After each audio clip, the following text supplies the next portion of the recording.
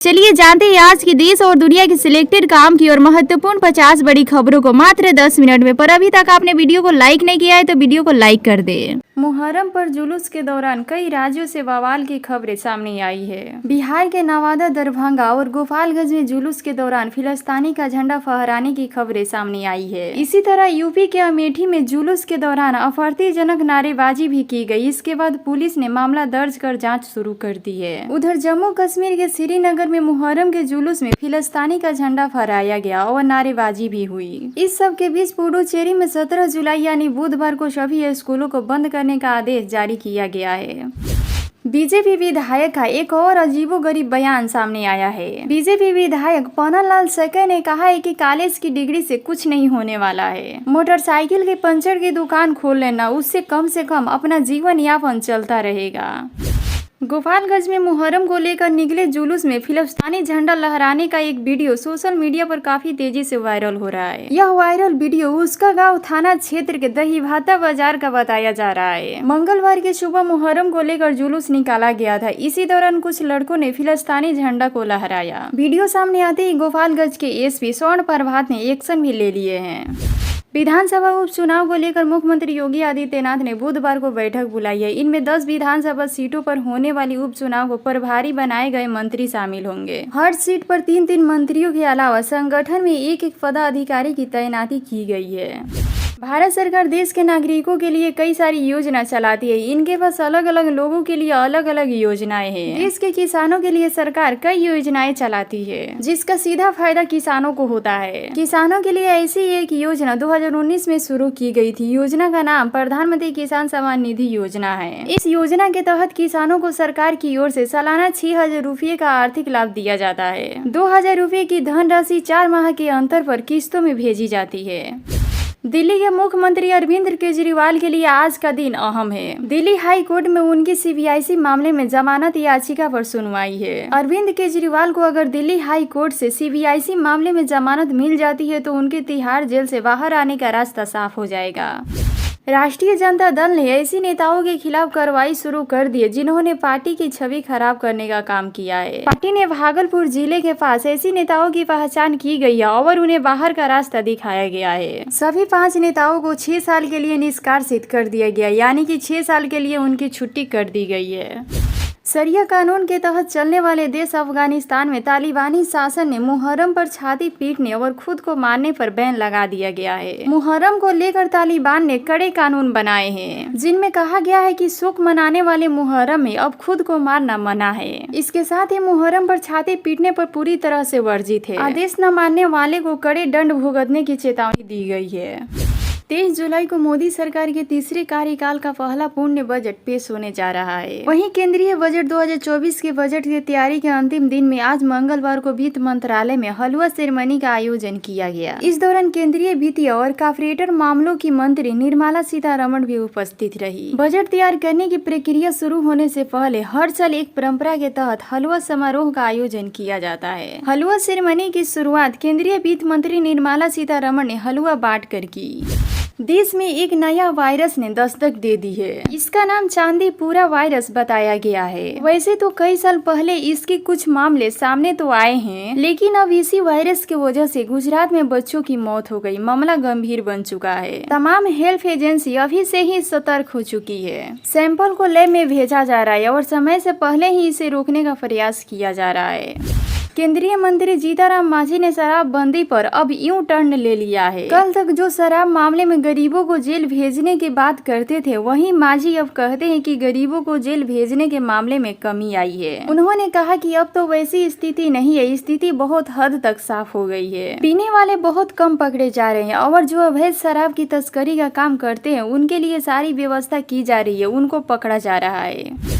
राजधानी पटना से मंगलवार की सुबह सड़क हादसे की बड़ी घटना सामने आई है। पटना के बख्तियारपुर में एक स्कॉर्पियो और एक हाईवे के बीच जोरदार टक्कर से 6 लोगों की मौत हो गई। बताया जा रहा है कि नवादा जिले के हिसुआ से एक ही परिवार के लोग एक स्कॉर्पियो में सवार होकर उमा घाट पर गंगा स्नान करने जा रहे थे। इसी दौरान यह हादसा हो गया। पुलिस मामले की छानबीन कर रही है।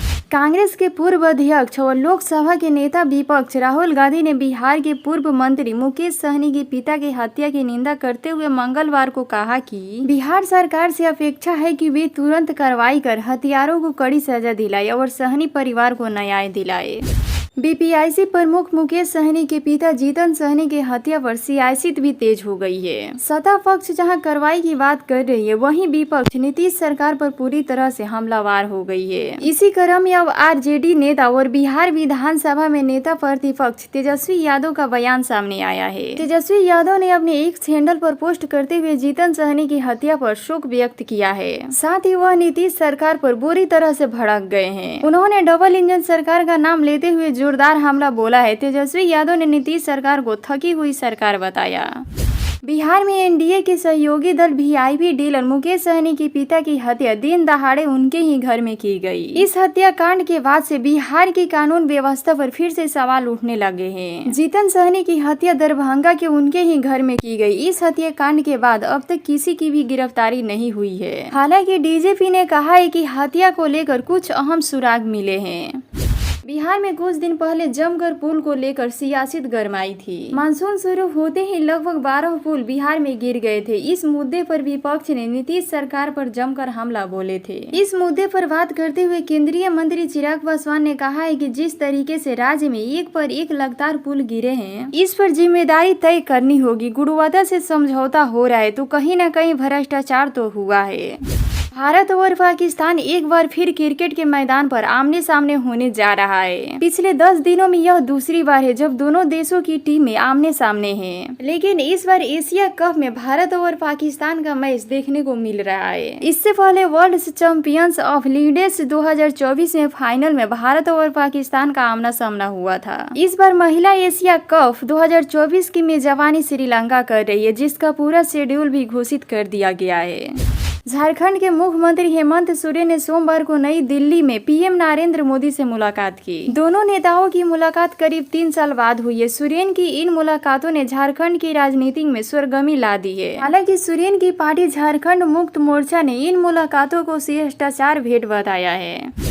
प्रधानमंत्री नरेंद्र मोदी 26 सितंबर को संयुक्त राष्ट्र महासभा के उच्च स्तरीय सत्र को संबोधित करेंगे। सोमवार को जारी की गई सूचना के मुताबिक भारत के पीएम मोदी 26 सितंबर को दोपहर में सभा को संबोधित करेंगे। जम्मू कश्मीर में डोडा में हुई आतंकी हमले में एक अधिकारी समेत 4 जवानों की मौत हो गई। इस घटना को लेकर लोकसभा में विपक्ष के नेता राहुल गांधी ने ट्वीट कर शोक व्यक्त किया है। उन्होंने लिखा, आज जम्मू कश्मीर में फिर एक आतंकी मुठभेड़ में हमारे जवान शहीद हो गए। शहीदों को विनम्र श्रद्धांजलि अर्पित करते हुए शोक संतप्त परिजनों को गहरी संवेदनाएं व्यक्त करता हूँ। संयुक्त किसान मोर्चा अपनी मांगों को लेकर एक बार फिर जबरदस्त प्रदर्शन की तैयारी कर रहा है। न्यूनतम समर्थन मूल्य की कानूनी गारंटी और कर्ज माफी को लेकर किसान 16 से 18 जुलाई तक प्रधानमंत्री, नेता प्रतिपक्ष और अन्य सांसदों से मुलाकात कर उन्हें अपना ज्ञापन सौंपेंगे। मुहर्रम से पहले कई जगहों पर फिलिस्तीनी झंडा लहराने का वीडियो वायरल हुआ, जिसके बाद पुलिस और खुफिया एजेंसी अलर्ट हो गई है। गोपालगंज में मुहर्रम से पहले पुलिस ने बड़ी कार्रवाई की है। एसपी स्वर्ण प्रभात के निर्देश पर जिले भर के थाने की पुलिस ने घातक हथियारों की सप्लाई करने, बिक्री करने वाले और बनाने वाले को यहाँ छापेमारी कर रही है। पुलिस की छापेमारी में भारी मात्रा में घातक हथियार, तलवार, चाकू, फरसा, भाला, घोपती आदि बरामद की गई है। आतंकवाद को पनाह देने वाला पाकिस्तान अब उसी का शिकार हो रहा है। पाकिस्तान की सेना पर आतंकवादियों ने बड़ा प्रहार किया है। पाकिस्तान के बन्नू इलाके से ये खबर सामने आई है। बन्नू इलाके में सेना का कैट एरिया है। बताया जा रहा है कि सेना के हेलीकॉप्टर को भी आतंकवादियों ने मार गिराया है। आतंकवादियों के हमले से पाकिस्तानी सेना के 17 सैनिक मारे गए हैं, जिनमें 2 मेजर और 2 कैप्टन रैंक के अधिकारी शामिल थे। देश में आत्मनिर्भर भारत अभियान का असर दिखने लगा है। पहले जहां भारत अधिकतर सामान दूसरे देशों से आयात करता था, अब उसकी जगह निर्यात देने लगा है। अब हिंदुस्तान की चीजें दुनिया भर में बेची जाती है। इस साल अप्रैल से जून तक की 3 माही में भारत ने $200 बिलियन का रिकॉर्ड किया है, जबकि सरकार ने वार्षिक $800 बिलियन का लक्ष्य रखा था, जो हासिल होने लायक प्रतीत होता है। इसी बीच यूक्रेन युद्ध में बिहार के बूटों की धमक सुनाई देने लगी है। है। बिहार के समस्तीपुर में रविवार 14 जुलाई 2024 को मुहर्रम जुलूस के दौरान एक दर्दनाक घटना घटी। जुलूस में शामिल मुस्लिम लड़कों ने एक हिंदू परिवार पर लाठी, डंडों और तलवार से हमला कर दिया, जिससे परिवार घायल हो गया और उनकी कार क्षतिग्रस्त हो गई। यूपी में बीजेपी की मुश्किलें कम होती नजर आ रही है। रविवार को प्रदेश में बीजेपी कार्य करने की बैठक हुई। इनमें लोकसभा चुनाव में खराब प्रदर्शन को लेकर मंथन हुआ। सीएम योगी आदित्यनाथ ने यूपी में बीजेपी के हुई नुकसान के लिए अति आत्मविश्वास को जिम्मेदार ठहराया। बीजेपी कार्यकर्ताओं से किसी भी हाल में बैकफुट पर नहीं आने की अपील की।